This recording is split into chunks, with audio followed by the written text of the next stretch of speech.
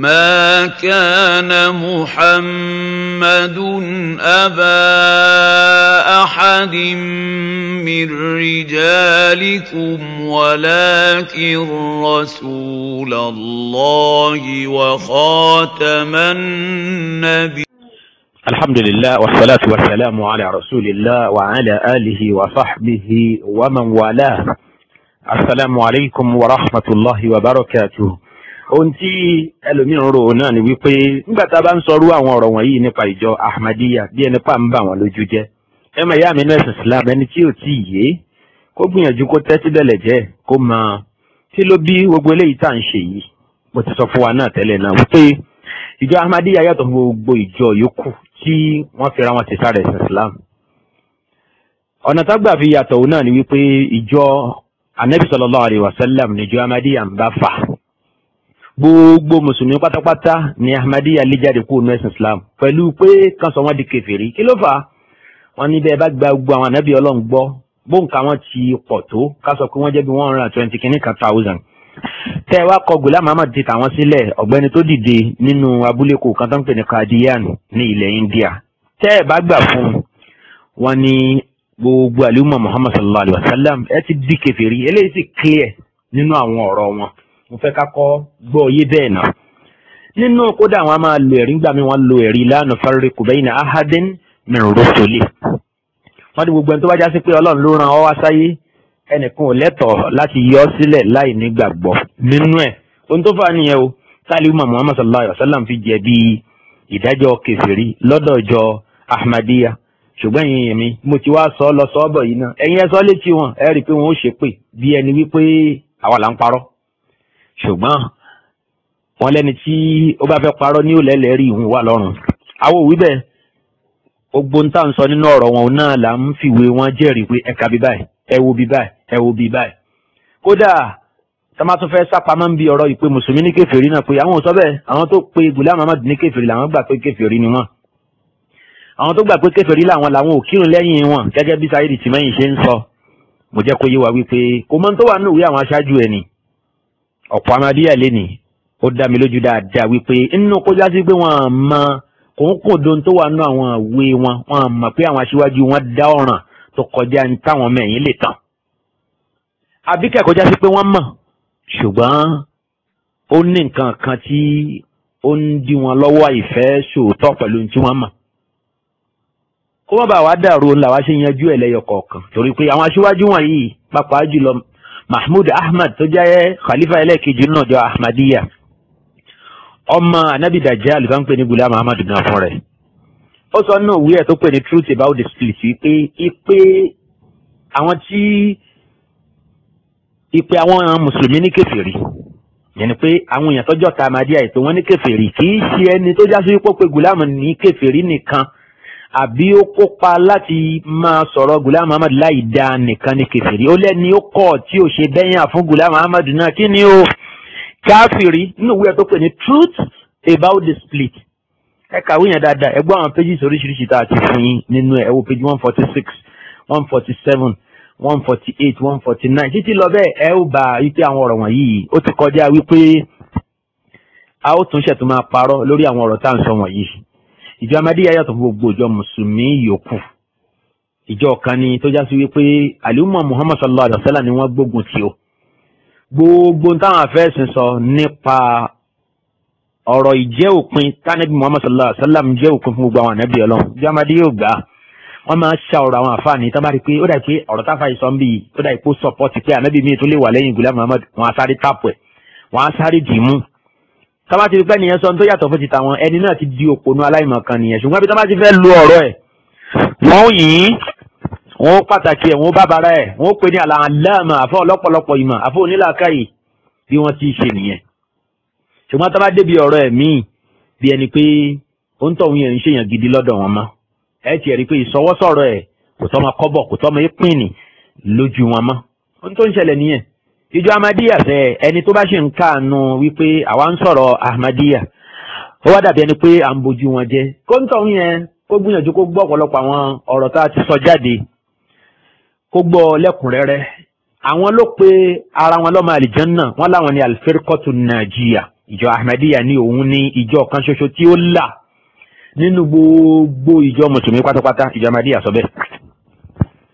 ipá àwọn ní al-firqatu najiya átíkù yìí wà lórí sáìtì wọn tẹ́ bá lọ sórí al-mawqi' al-arabiyyu ar-rasmiyyu lil-jama'ati al-islamiyyati al-ahmadiyya ẹ bá ń bẹ̀ ní ìta ti kọ́ átíkù yẹn wípé al-firqatu an-najiya ìyẹn pé Ahmadiyya níjọ tí ó là àwọn ló gbà fún Imam Mahdi àwọn ló gbà fún Ghulam Muhammad àwọn ló gbà fún Messiah àwọn ló gbà fún anabi kẹyìn ayé tí ò ní sá anabi mímọ lẹ́yìn ẹ̀yẹn Ghulam Muhammad kì í ṣe Muhammad sallallahu alayhi wa sallam ká máa ń pariwo pé àwọn gbà pé khatamun nabiyyin ni Muhammad sallallahu alayhi wa sallam gbogbo àwọn ọ̀rọ̀ wọ̀nyí ọ̀rọ̀ munafiki ọ̀rọ̀ aláìbẹ̀rù Ọlọ́run ọba ni ó ṣe ní láàánú gidi gan tẹ́ bá ń gbọ́rọ̀ ẹ̀ lẹ́nu Dr. Tìmẹ́yìn pé àwọn gbà pé anabi ni khatamun nabiyyin ẹ wá jẹ́ kan tù tọ́lá dàálẹ̀ ẹ rí i pé lọ́dọ̀ wọn nù rori wọn wọ́n kàn ń pe ànábì ní khatamun nabiyyin torí pé wọ́n ti rí pé kẹ́límà yẹn ò ṣe é jà lógún àwọn olè ríbi kankan sáàsì àfi káwọn pe ànábì ní khatamun nabiyyin torí táwọn bá sọ pé ànábì ń ṣe khatamun nabiyyin àlùmọ̀ yìí ó tètè lu àwọn pọ́npọ́ tọmọdé tàgbà ṣùgbọ́n wọ́n sọ bẹ́ẹ̀ wọ́n á ní ànábì ní khatamun nabiyyin àmọ́ tuma táwọn fún khatamun nabiyyin lọ́dọ̀ táwọn ó yàtọ̀ fún tuma tí gbogbo mùsùlùmí yòókù fún ṣẹ̀rí pé wọ́n àsọ bí tán lọ sábà wá bẹ̀ sí ní tú lọ tú bọ̀ wọ́n wá parí ẹ̀ sórí pé Ghulam Muhammad gan wá ní ànábì ìpẹ̀kun àwọn ànábì Ọlọ́run kò ní sí ànábì míì má lẹ́yìn Ghulam Muhammad tálíkì àmọ́ fi dé òun náà sọ bẹ́ẹ̀ wípé idha wadda'na dunya fala masiha ba'dana nínú tírà izalatul awham onítàwọn bá ti kú láyé yìí kò tún sá ànábì míì má lẹ́yìn títà wọn àwọn ọ̀rọ̀ yẹn clear gan ọ̀rọ̀ tí mi bá sọ tí mi bá kó ti page tẹ́ ẹ bá gbọ́ àwọn ọ̀rọ̀ míì tí mo ti sọ mi ò fẹ́ kó máa gùn púpọ̀ ni mi ò bá máa dá yín padà lọ síbi tẹ́ẹ̀tì rí àwọn ọ̀rọ̀ yẹn ṣùgbọ́n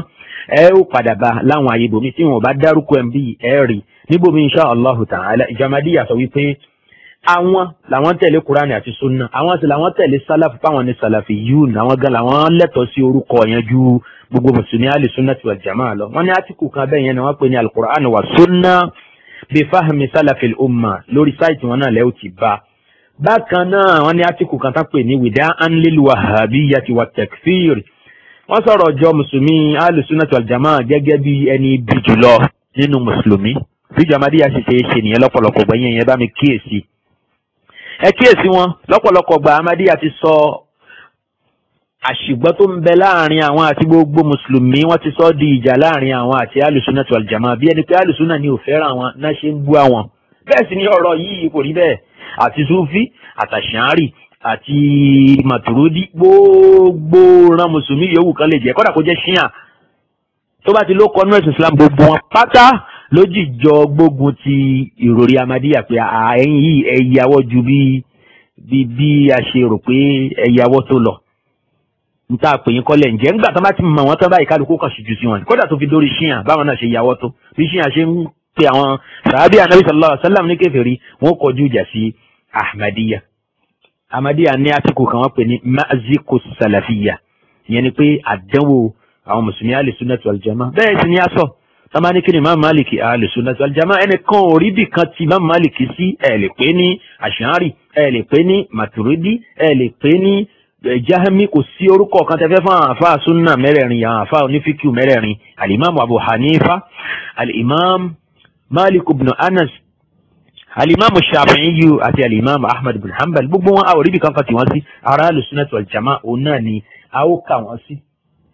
so yàtọ̀ fún gbogbo nǹkan sọ̀rọ̀ ìmọ̀kàn ọ̀rá sáré sọ díẹ̀ ṣókí náà nìyẹn màyá mi torí ẹni tó sì ń sympathize pẹ̀lú Ahmadiyya bí ẹni pé àwa là ń ṣàìdá àwọn ló ṣe dáadáa mo sọ fún wa pé ńgbà mi ẹ lè gbọ́ kíṣẹ́ tí wọn kó hùn wọn lẹ̀ ká máa sọ̀rọ̀ bí ẹni fún abẹ́nìkan àkọ́kọ́ náà ẹ̀ kíyèsí ni ó ṣeéṣe kó jẹ́ pé ẹni náà ò mọ̀rọ̀ gbọ́ ní òfin mọ̀ pé Ahmadiyya láfẹ́ lè sọ pé ó bèè bújú àwọn ló sì ṣe ìpè jù àwọn ní ọ̀rọ̀ burúkú sì ń bẹnu ẹnu wọn jù èmi ní ọ̀pọ̀lọpọ̀ oríṣiríṣi àwọn àlàyé tí mo lè kólẹ̀ lábala yìí ṣùgbọ́n ó ti tó ní ṣókí náà torí pé díẹ̀ tó nù nǹkan ní nǹkan kẹ́ ẹ lọ gbọ́ kíṣẹ́ẹ̀tì mẹ́ta péré èyí tí mo ṣe lórí Ahmadiyya hatred for all love for none mẹ́ta nìyẹn ẹ sì tún lè gbọ́ ìkan náà 1 to 7 tí mo pè ní ànábì elépè Ghulam Ahmad ẹ gbọ́ yẹn náà ẹ mọ̀ pé ìjọ yìí ò jẹ́ ń tu rárá àyàfi tí wọ́n bá ju ànábì wọn lókù bóò ni èèyàn sì ní ju ànábì ẹ̀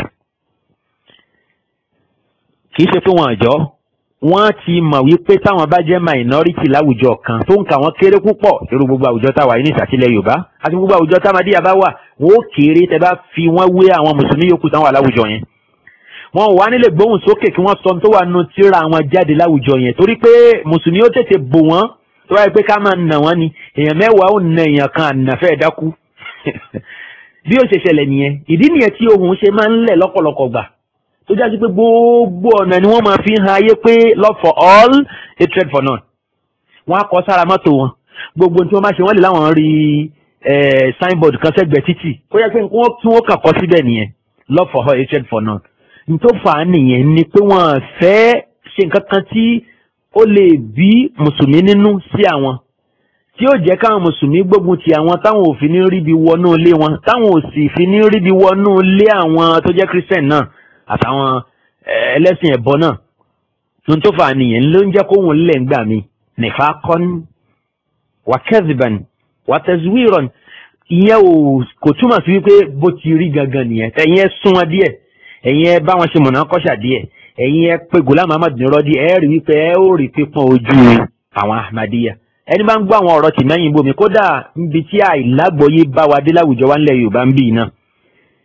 wọn a máa perú ọ̀gbẹ́ni yìí náà láwọn wá sí ni kí òun kó wá bá wọn yanjú ọ̀rọ̀ ẹ̀sìn bí báwo àti pín ta ajá tẹ kan lè má mú bí báwo lọ́rọ̀ ẹ̀sìn ṣe wá kan Dr. Saheed Tìmẹ́yìn èèyàn ní PhD nínú Arabic language tó bá tẹ̀ pé èdè lẹ́bàá ní kó wá yanjú díẹ̀ kó wá kọ́ yín náà sọ́rùfù àbí kó kọ́ yín al-adabul al-abbasi al-adabul arabi fil asr al-abbasi tó bá yẹ pé yẹn lẹ́bàá fẹ́ wá kọ́ yín ó sì tún yàtọ̀ díẹ̀ ẹ sọ pé fídì ẹ̀ ló wà torí bó kú jẹ́ kèfèrí pọ́nbélé tí ò tiẹ̀ jẹ́ orúkọ ẹ̀sìn Islam náà yóò máa kọ́ yín lédè lárúbáwá náà kò sí láìsí ńbẹ̀ ara wọn tó rí bẹ́ẹ̀ lágbàáyé ṣùgbọ́n pé ìwọ wá ní wàá bá wa yanjú ọ̀rọ̀ ẹ̀sìn báwa sọ̀rọ̀ bó la ṣe ṣègbésí ayé àlàáfíà pẹ̀lú ara wa àwọn dàbí ẹni pé àmọ́bi tó yẹ ká yà sí ọ̀pọ̀lọpọ̀ náà a mùsùlùmí ohun tá a sì sìn arípẹ́nu ẹ̀ dùn nípa ọ̀rọ̀ ìṣọ̀kan wọ́n wá pé kó wá bá wọn sọ̀rọ̀ ìṣọ̀kan irú ìṣọ̀kan jákujàku wo nìyẹn ìṣọ̀kan kí mùsùlùmí àti Ahmadiyya kan ríra wọn gẹ́gẹ́ bí ọmọ ìyá àbẹ́gbọ́ ìṣọ̀kan nu àbí ìṣọ̀kan burúkú wo ni a nìyẹn èyí Tìmẹ́yìn sì máa ṣe nìyẹn yóò bá yín Tìjàníyà yóò bá yín Kọ̀dìríyà yóò yin oníṣúfì yóò yin ṣíyàn gbogbo wọn mo lẹ́rìí àwọn ọ̀rọ̀ wọ̀nyí lọ́dọ̀ lóníranran tó bá yin wọn dáadáa yóò wá sọ pé ẹ̀rí oníṣúfì onísálàfí alùsùnà àwọn ní ń pe mùsùlùmí kèfèrí yóò pe Ahmadiyya ń kèfèrí yóò pe Tìjàníyà ń kèfèrí kí ló dé tó ń fi Tìjàníyà sẹ́gbẹ̀ẹ́ Ahmadiyya ó ṣe dájú sọ̀rọ̀ Ahmadiyya lásán kó fi Tìjàníyà lẹ́kan jíjà ara tiwọn ó ṣe fi Kọ̀dìríyà lẹ́kan wọ́n gbèjà ara wọn irú èèyàn báyìí ni wọ́n jẹ́ ń sọ pé ìwà mùnáfìkì òun ni wọ́n fi ń kún ìwà kúfùrù tó ń bẹ lára wọn èyí táwa ò ní nìyẹn ká sọ ká dà á lẹ̀ tá bá pàdé ara wa ká sọ pé ọ̀dà báyìí ni wọn ò fi gbá tiẹ̀ o bóyá a ṣe é ṣe kó orí mọ̀nà látara mi nítorí ẹ kí mùsùlùmí gidi ó ní nìyẹn ṣùgbọ́n ká máa tanra wa ká dọ́gbọ́n máa jẹra wa lẹ́sẹ̀ ẹ̀yìn àbí ká máa fọ̀bẹ́yìn jẹra wa ń ṣu àbí ká máa gbéra wa léèkan ná ká máa jíra wa jẹ ká tó máa fátẹ́gùn sí nínú kì í ṣàṣà mùsùlùmí nìyẹn àdínù nàṣíhà mùsùlùmí máa ń sojú abẹ́ǹkù wọn máa ń bára wọn sọ̀rọ̀ tí ó jẹ́ káyé wọn ó da kọ́run wọn ó sùn wọn ni torí náà nǹkan mo ra yán pọ́ìntì yẹn nìyẹn kó lè bá yé wa torí ẹni tó ṣe ń wò wípé àwa là ń ṣàṣejù ó ń tọ̀hún yẹn lọ mọ̀ wípé ẹni ó pé gbogbo àlùmọ̀ Muhammad sallallahu alaihi wasallam ní kèfèrí aláṣejù wo ló tó ìjọ Ahmadiyya ni mo ń sọ wò tẹ̀ látòrí olórí wọn Ghulam Ahmad ànábì òpùrọ̀ yẹn àtàwọn tí wọ́n ń bẹ lẹ́yìn ẹ̀ ń bì iná mo sọ pé ó ti sọ kéèsì tàwọn Tìmẹ́yìn àtàwọn ọmọ ìyá ẹ̀ mo ti sọ fún yín ní pé nínú kó jẹ́ pé wọ́n mọ Ahmadiyya wọ́n rò pé àwọn mọ̀ àbí kẹ́ ohun tí wọ́n mọ̀ kò ṣeé sọ ń ta àfi kí wọ́n wá dá ohun tí wọ́n mọ̀ rú kí wọ́n máa wí nǹkan míì tó dùn létí àwọn èèyàn kí wàhálà má bàa ṣẹlẹ̀ ọ̀kan nínú méjèèjì ni ẹ̀yin ọmọ ìyá mi bí làákàyè ti tèmi ṣe gbé nìyẹn ṣùgbọ́n èèyàn ní làákàyè ẹ̀ tó máa tú jù bẹ́ẹ̀ lọ ẹ máa kíyèsí rú ẹ̀ nínú ọ̀rọ̀ wọn èèyàn búwo lẹni tó bú àwọn sàábì ànábì sallallahu alaihi wasallam bí Ghulam ṣe pa àbúrò rẹ̀ ní dídìrín ó ní sazaj gọbí yìí ni bó ti sọ pé òun kì í ṣẹgbẹ́ Imam Hussein ọmọ ànábì alayhi salatu wassalam tá ànábì pé ní sayyidu shababi ahlil janna irú kọjá àlàó nìyẹn tí wọ́n máa béèrè tó yẹ kẹ́ máa béèrè lọ́wọ́ àwọn Tìmẹ́yìn nìyẹn ẹ má máa béèrè ìbéèrè lórí pé ṣé Jésù ti kú àbí kò tí ì kú kò sí ní tí ó sọ fún yín tẹ́lẹ̀ ó ti ní tí ó jáde àwọn èèyàn wọn ti ní prógráàmù tí wọ́n ti install sínú làákàyè wọn kò sí nǹkan mi tó fẹ́ tẹnu wọn jáde ẹ wá ń béèrè pé ṣé Ahmadiyya ṣé ìjọba Gẹ̀ẹ́sì ṣáwọn yẹn àwọn ni wọ́n gbé Ahmadiyya kalẹ̀ kán lè máa jẹ́ agent fún wọn ká máa ṣiṣẹ́ against mùsùlùmí èsì wọlé afẹ́ gbọ́ ṣùgbọ́n ẹ̀yin ẹ mú page déwájú tì mẹ́yìn nínú àwọn ibi tó bá ti ń ṣe lecture ẹ sọ pé ní page báyìí nínú tíra báyìí ẹ ti kóòtù ẹ̀ sọ́wọ́ ṣe bá ti kọ́ yín lọ́pọ̀lọpọ̀ Ọlọ́run kò ṣe gbogbo alẹ́ ní mímọ̀ irú yẹn ni kẹ́ ẹ béèrè pé níbi báyìí o ó lóun kì í ṣẹgbẹ́ ànábì Adam alayhi salatu wassalam òun lọ́lá ju Adam lọ wájú Ọlọ́run gbogbo tọ́lọ́run sì fún Adam ló fún un question nìyẹn àwọn béèrè tó yẹ kẹ́ máa béèrè nìyẹn ó lóun ṣẹgbẹ́ ànábì Yusuf alayhi salatu wassalam ó lóun ju Isa ọmọ Maryam lọ ẹ gbọ́ irú àwọn béèrè tó yẹ kẹ́ máa béèrè nìyẹn ó ní ìwáyé ẹlẹ́ẹ̀kejì Muhammad sallallahu alayhi wa sallam ó lóore ju ìwáyé alákọ̀ọ́kọ́ lọ òun náà sì níwáyé ẹ̀ ẹlẹ́ẹ̀kejì fáwọn ọmọ ẹ̀yìn ẹ̀ ń sọ pé báwo lèyàn ṣe gbà fún níwà àkọ́kọ́ tí ò ní gbà fún níwà ẹ̀kejì tí ó wàá sọ fún un pé tí ó wàá máa sọ lọ́dọ̀ ara ẹ̀ wípé mùsùlùmí lòun irú àwọn ọ̀rọ̀ tó yẹ kẹ́ máa béèrè nìyẹn ẹ̀yàn màyá mi ní ẹ̀sìn Islam ìyẹn yẹ pé ọ̀pọ̀lọpọ̀ náà àwọn ànábì Ọlọ́run báyìí ó yẹ pẹ̀lẹ́ Nuhu ó yẹ pẹ̀lẹ́ Lutu ó yẹ pẹ̀lẹ́ Yusuf gbogbo ọ̀pọ̀lọpọ̀ náà àwọn ànábì Ọlọ́run ó yẹ pẹ̀lẹ́ ànábì Mùsá ó yẹ pẹ̀lẹ́ ànábì Ìsá ó ní Ìsá àwọn bí ìran bíi magic báyìí ló ń lò ló fi ń mesmeria náà ń pè mesmerism ó ní lànàbì Ìsá ń lò tó gùdù nú ẹ̀jù nìyẹn òun ni miracles tẹ́ ń sọ pé ṣe tẹ́yìn ń kà nù Suratu Tauba Suratu Ali Imran àwọn nínú àwọn àyà nù Kùránì pé Jésù ṣe yẹn ó ní Jésù ò sọ̀rọ̀ ń kékeré ó ní tó bá sì sọ̀rọ̀ ń kékeré kì í ṣe pé wá jẹ́ pàtàkì kan kí ló pàtàkì ni kó sọ̀rọ̀ ń kékeré òun náà lọ́mọ kan Amatul Hafiz àbí Amatul Hamid ni wọ́n porúkọ ẹni ó lọ́mọ náà kékeré ló wà ló ti ń sọ̀rọ̀ ṣaṣaṣa kò tí ì pọ́dún méjì tó ti ń sọ̀rọ̀ ó ní kí ló wá jọjú nípa pé Jésù sọ̀rọ̀ ń kékeré irú ìbéèrè báyìí ló yẹ kẹ́ máa béèrè lọ́wọ́ ìjọ Ahmadiyya sábà wá yí yín po tí wọ́n da ọ̀rọ̀ rú mọ́ yín lójú ẹ wá pè wá kẹ́yìn wá tún béèrè wípé ó dàbí ẹni pé